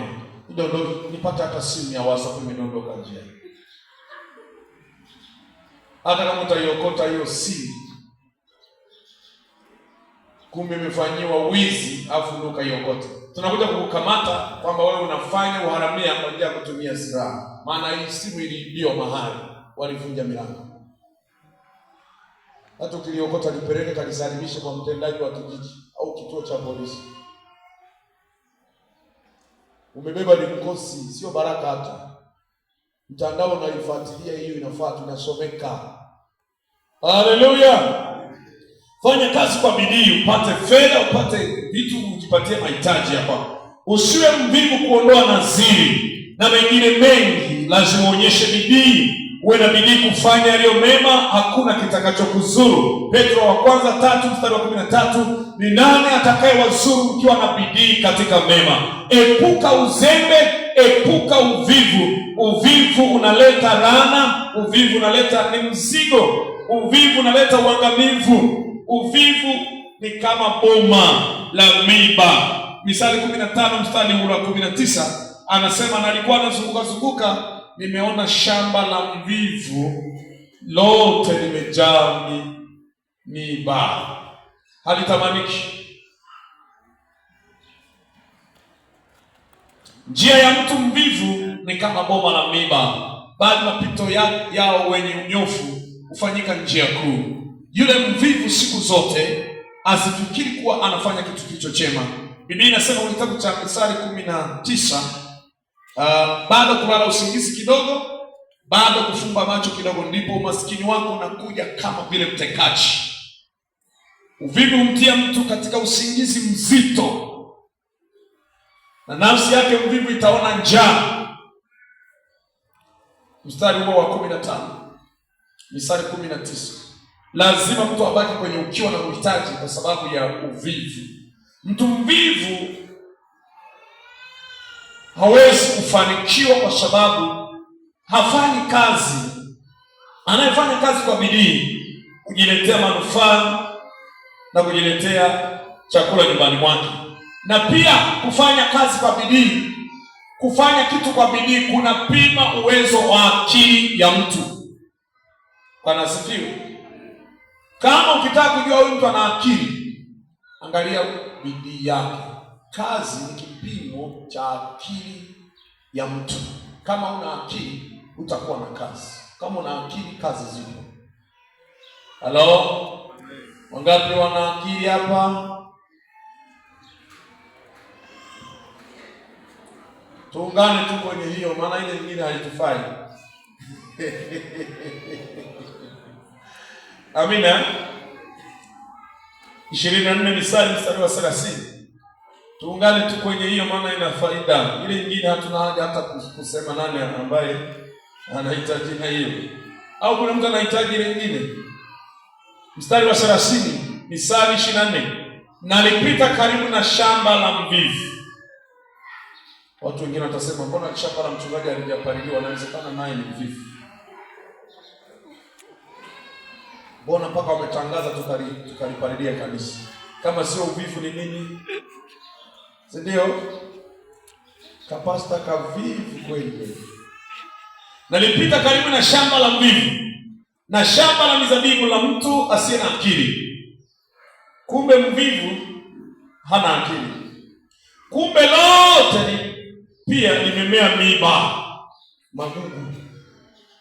Uso wake ulifunikwa kwa viwawi, na ukuta wake kwa mawe umebomoka. Ndipo nilipoangalia na kufikiri sana, na niliona nikapata mafundisho. Bado kulala kidogo, kusinzia kidogo, bado kukunja mikono upate usingizi. Hivyo umaskini wako huja kama mnyang'anyi, na uhitaji wako kama mtu mwenye silaha. Mvivu hana akili. Ndio maana Mithali 6 kuanzia mstari wa 6-9 akasema, nimeona watu wenye akili kama vile chungu. Anaanza kuelezea chungu, anasema ni watu wenye akili, kwamba wale wadudu wana akili kuliko wewe ambaye una kazi ya kufanya. Ewe mvivu, mwende chungu, tafakari njia zake ukapata hekima, kwa maana yeye ana akida wala msimamizi wala mkuu. Lakini ujiwekea akiba ya chakula wakati wa jua, ukusanye chakula chake wakati wa mavuno. Ewe mvivu, utalala hata lini? Utaondoka lini katika usingizi wako? Bado kulala kidogo, kusinzia kidogo, bado kukunja mikono kidogo, ndipo umaskini wako utakujia, na uhitaji wako kama mtu mwenye silaha. Utajikuta tu unavamiwa na vitu. Ni lazima uwe miongoni mwa watu wenye akili. Faida za kufanya kazi kwa bidii, kufanya jambo kwa bidii. Faida ya kwanza, juhudi huzaa baraka ama majibu kutoka kwa Bwana. Tumeona kwenye kitabu cha Matendo ya Mitume sura ile ya 12 mstari wa 5 mpaka wa 11. Tumeona walipoomba kwa bidii walipata mafanikio. Tumeona kwamba mtu anayefanya kazi kwa bidii hufanikiwa. Jambo lingine, faida nyingine ya kufanya kazi kwa bidii, bidii hutia moyo wengine. Unapofanya kitu kwa bidii, bidii inaweza kuwajenga, kuwaimarisha, kuwafanya wengine kuimarika. Korinto wa pili sura ya 9 mstari wa 2 andika hiyo, kwamba unapofanya kazi kwa bidii kuna watu utawaambukiza mafanikio, maana na wao watafanya kitu kwa bidii ili wafikie mafanikio. Kuna watu wanatiwa nguvu kwa bidii zako, watu wanatiwa moyo kwa bidii, lakini kuna watu wanakatishwa tamaa kwa uzembe. Uzembe unakatisha watu tamaa, bidii inawatia watu moyo. Haleluya! Yule anayefanya kazi kwa bidii ana uwezo pia wa kwenda kumtia moyo ambaye amekata tamaa. Anaweza akaenda akamtia moyo amekata tamaa kwa sababu ya changamoto, akawa na kitu mkononi mwake, kwenda kumpa na kumwambia, bwana, jipe moyo tu, Mungu atakusaidia. Kwa hiyo unaweza ukawa faraja. Mwenye bidii anaweza kuwa faraja. Mzembe hawezi kufariji mtu anapita kwenye changamoto, atamfariji kwa maneno. Uwe na bidii ili uwe faraja kwa wengine. Bwana asifiwe. Lakini pia unaweza ukaingia katika raha ya milele. Ibrania 4:11. Uwe na bidii, ndipo utakapoweza kuingia kwenye ufalme wa Mungu. Kukosa bidii kutakupeleka jehanamu, lakini kuwa na bidii kutakupeleka kwenye ufalme wa Mungu. Jambo lingine, bidii inamfanya mtu apate nafasi, inampa mtu nafasi kwa Bwana. Bidii humpa mtu nafasi. Wafalme wa kwanza 11:28. Lakini naomba nisome Misali 22:29. Yule mwenye bidii atapata nafasi. Nafasi inaweza ikawa ni cheo, nafasi inaweza ikawa ni baraka ambayo mtu anaipata. Leo kuna watu wanatamani kuinuliwa lakini hawana bidii. Wenye bidii watajipatia nafasi, watainuliwa. Wakati mwingine unatamani kuinuliwa na Bwana lakini wewe ni mzembe sana. Wakati mwingine unahitaji Mungu akujibu mahitaji lakini wewe ni mzembe sana. Ndio maana kipindi ulipojitia nia kumtafuta Bwana kwa bidii, Mungu alionekana. Tangu ulipozofika ukawa mzembe na dhaifu, mpaka sasa inafika mahali unahisi kama Mungu alishabadilika au Mungu sio yeye. Mpaka umeingiza mashaka juu ya Mungu kwa sababu imefika mahali wewe ndio umekuwa mzembe. Bwana asifiwe. Wanaangalia mimi sinakuwa na kliniki hapa. Watu wakati wanahitaji Mungu awape watoto, wana bidii, muda umefika, yuko pale kwenye maombi, na akianza kuomba anamaanisha kabisa. Akija kuzaa tu, hakuna vya ibada ya katikati, hata zile za Jumapili za kubiku. Ila siku anaohitaji alikuwa amekaza. Ulipaswa kukaza hivyo hivyo hata baada ya kupata baraka, baada ya kupata mtaji, ulipaswa kuwa na ibada zako hivyo hivyo. Wanasikia sana. Wanasubiri mpaka siku nyingine akikwama sana ndio anakuwa na bidii. Mungu naye anaweza akawa na uzuri siku ukiwa busy sana, naye anaweza akawa busy siku moja kama ulivyo busy sasa. Niko busy, I'm so busy. Kwa hiyo nitakosekana ibada. Niona mchungaji mara moja kwa mwezi, ujue tu nimebanwa kazini. Lakini wakati tunaomba Mungu akupatie kazi, ibada zilikuwa zote za kwako. Sasa uko tayari kabisa Bwana, hata Bwana anaona. Anaona nini? Jinsi ulivyo mzembe kuhudhuria ibada, ndio anaona. Wewe unafikiri hata Bwana anaona mazingira yangu. Wewe ni mzembe tu, haijalishi mazingira. Kwa sababu mwenye bidii kwa vyovyote ndiye lazima tu kwa namna yoyote atapata muda hata kumwabudu Bwana. Kuna mtu anakwambia yuko kazini, ajira anaachiwa, anatoka ofisini saa 11. Saa 11 hakuna ibada ambayo utaikuta. Anatoka kazini, anashukia kanisani, anafika anaomba, alafu ndo anateremka nyumbani. Wangapi wanaweza kufanya hivyo? Kwamba mimi najua nimebana kazini, na nikitoka kazini najua niwe na ibada, na nitapita nafika niombe kanisani, hata kama ni kwa nusu saa nitaomba, afu baadaye nitafika nyumbani. Kuna mwanajeshi mmoja alikuwa anakuja Poroto, anatoka kule, hawaruhusi kwenda na mavazi ya kijeshi kanisani, lakini anasema ilikuwa inafika, yaani mimi natoka kule kazini ninashuka, nafika naingia na kaa nyuma. Ni kinyume cha utaratibu, lakini na kaa nyuma ya kanisa. Si wananifahamu mshirika hapo, hawawezi kusema huyu jamani kuna nini? Ibada taania kwake. Anakaa ibadani. Anajitahidi asionekane wanajeshi wenzake kwa jamaa anaingia ibadani ya kijeshi. Ataleta taharuki. Mimi niko busy. Anawaambia mimi niko busy mpaka nyumbani, akishuka kazini amechoka huwa haombaki.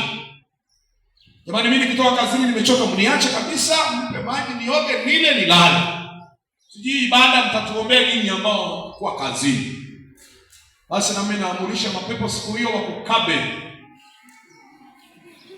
ili uwe kazini. Yote ni majeshi ya Bwana. Watu wa Mungu lazima tuwe na bidii, tusiwe wazembe. Kuna faida ya kuwa na bidii. Utajipatia nafasi kwa Bwana. Mungu huwa anawatoa watu kwenye nafasi walio wazembe. 22 mstari wa 29, ndio maana tumeambiwa kwamba yule mwenye talanta aliyeificha alikoswa sifa za kuendelea. Ina maana alinyang'anywa hata kile alichokuwa nacho. Je, wamuona mtu mwenye bidii katika kazi zake? Huyo atasimama mbele ya wafalme, hata simama mbele ya watu wasio na cheo. Misali 22:29. Wamuona mtu asiyekuwa mvivu atasimama mbele ya wakuu, hata simama mbele ya watu wasio na cheo. Mungu atamuinua, Mungu atamfanikisha. Haleluya. Mambo machache yatakayokusaidia kuwa na bidii mbele za Bwana. Jambo la kwanza ni ufahamu juu ya faida ya kumtumikia Bwana. Ufahamu juu ya kumtumikia Bwana. Ufahamu juu ya Mungu na ufahamu juu ya kumtumikia Mungu, faida yake utakupelekea kuwa na bidii mbele za Bwana. Lakini pia kingine ni mapito unayopita, changamoto ulizo nazo. Kuna watu changamoto zinawapa bidii kwa Mungu, ila nashangaa kikanuni watu wenye akili timamu changamoto zinawasogeza karibu na Bwana zaidi kuliko ambapo walikuwa hawana changamoto. Bidii ingine inazalishwa na mapito ya mtu, lakini pia bidii unaweza kusaidika kujikuta umekuwa na bidii kwa sababu ya hatari unayoiona iko mbele yako. Petro yuko gerezani, lakini kuna hatari ya kuchinjwa. Ile hatari inawapa hawa watu bidii ya kumtafuta Bwana ili kuepusha hatari. Kuna watu wanaelekea mahali pa hatari, lakini bado anakuwa mzembe. Mimi nakushauri ile hatari unayoiona iko mbele yako ikusukume kuwa na bidii ya kumtafuta Bwana, ikusukume kuwa na bidii ya kufanya matengenezo mbele za Bwana. Kwenye Wakorintho wa pili sura ya 7 mstari ule wa 11 mpaka 13 utaona jinsi ambavyo anasema ile huzuni, mlihuzunishwa kwa ule waraka, ule ujumbe, lakini inafurahi kwa sababu kulipohuzunishwa iliwafanya kuwa na jitihada ya kumtafuta Bwana. Huzuni ile iliwapelekea kwenda kufanya toba. Bidii ya kumtafuta Mungu inaweza kuzalishwa na jambo linalokunyima wewe furaha. Wakati mwingine huzuni iliyokamata moyo wako inakusukuma kwenda kumtafuta Bwana. Lakini imani inawafanya watu kuwa na bidii. Mwenye imani maana yake ni mwenye hakika, aliye na uhakika juu ya kile anachokifanya. Hawezi kusita, hawezi kuwa mzembe, kwamba ninapokwenda ibadani nina hakika ya kwamba hiyo ni mpango wa Mungu na una faida.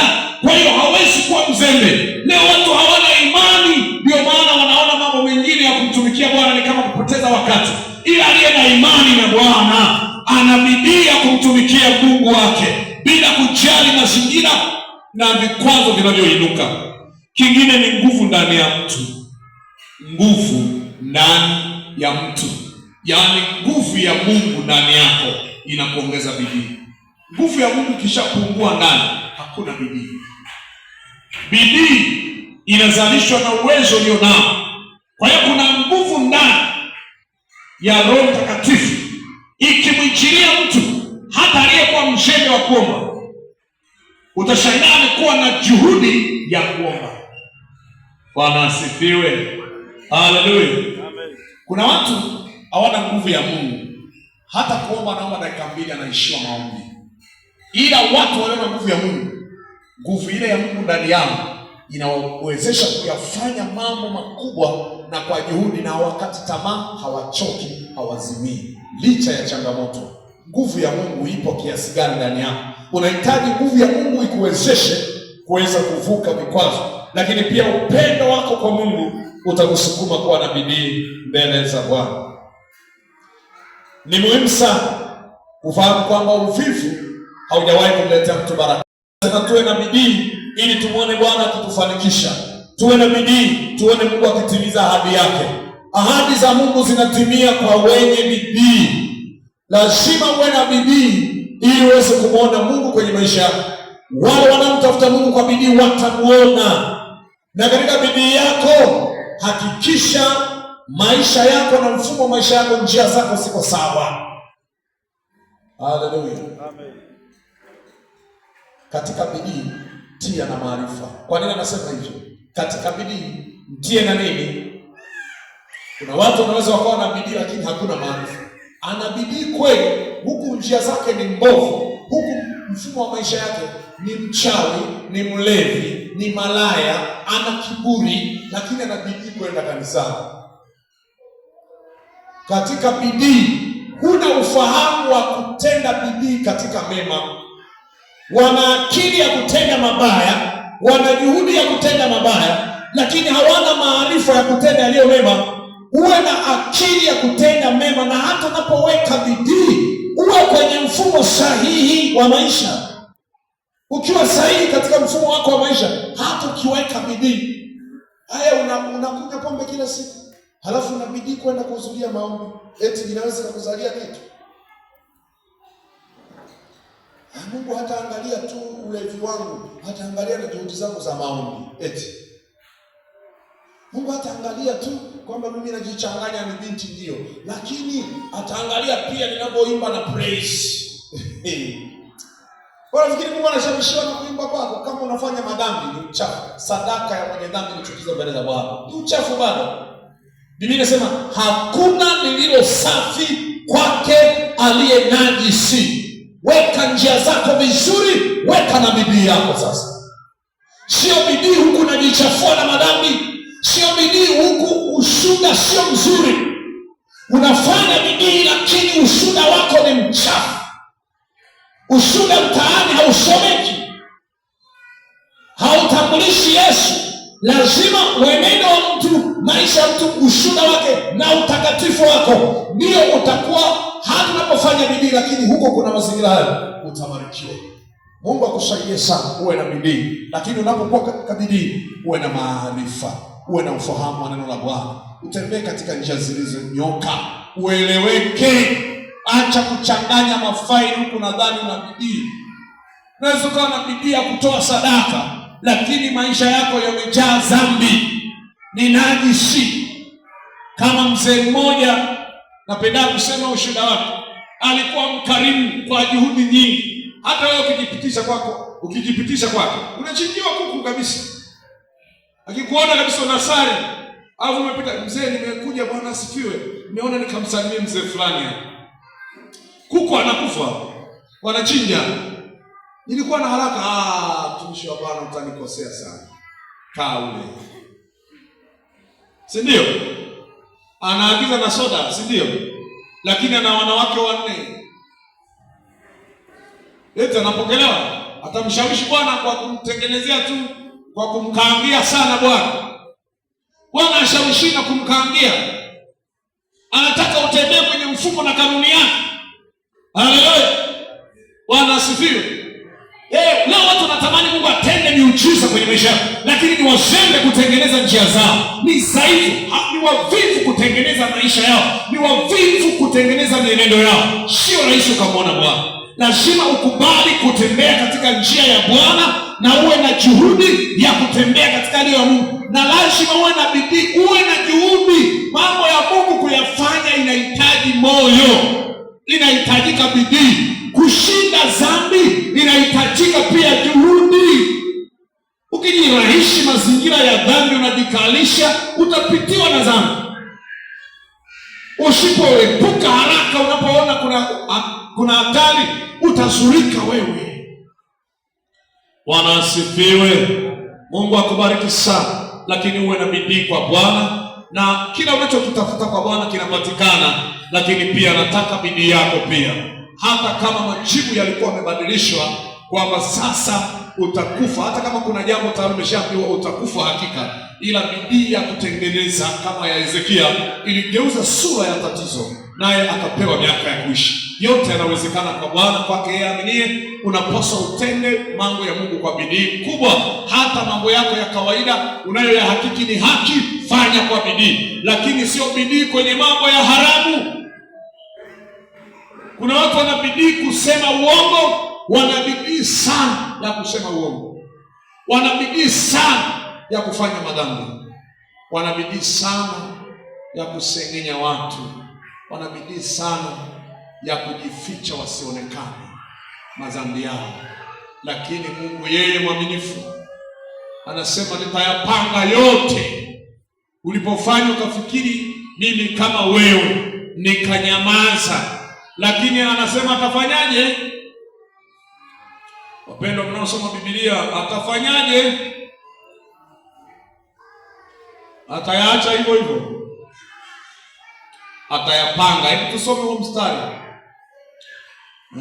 50, mstari 50. Tuanze tuna ule mstari wa 16. Basi mtu asiye haki, Mungu amwambia, una nini wewe kuitangaza sheria yangu na kuliweka agano langu kinywani mwako? Maana wewe umechukia maonyo na kuyatupa maneno yangu nyuma yako. Ulipomuona mwivi ulikuwa radhi naye, ukashirikiana na wazinzi. Umekiacha kinywa chako kinene mabaya, na ulimi wako watunga hila. Umekaa na kumsengenya ndugu yako na mwana wa mama yako umemsingizia. Yaani ni neno kusema kwamba umekiacha kinywa chako kinene mabaya, yaani kumbe una uwezo wa kujidhibiti usinene, ila ukijirahisi unaweza kujikuta tunaanza kuropoka. Mstari wa 20, umekaa na kumsengenya ndugu yako. 21, ndivyo ulivyofanya nami nikanyamaza, ukadhani ya kuwa mimi ni kama wewe, walakini nitakukemea, nitayapanga hayo mbele ya macho yako. Yafahamuni hayo ninyi mnaomsahau Mungu, nisije nikawalalueni, asipatikane mwenye kuwaponya. Ina maana mtu anapofanya vitu kwa siri na Bwana akawa kama amenyamaza, anasema atayapanga yote mbele yako. Uwe na bidii ukatubu. Biblia inasema kwenye kitabu kile cha Ufunuo 3:19, uwe na bidii ukatubu, uwe mwaminifu. Kwa hiyo Mungu akusaidie sana, jitahidi kuwa mwaminifu. Somo letu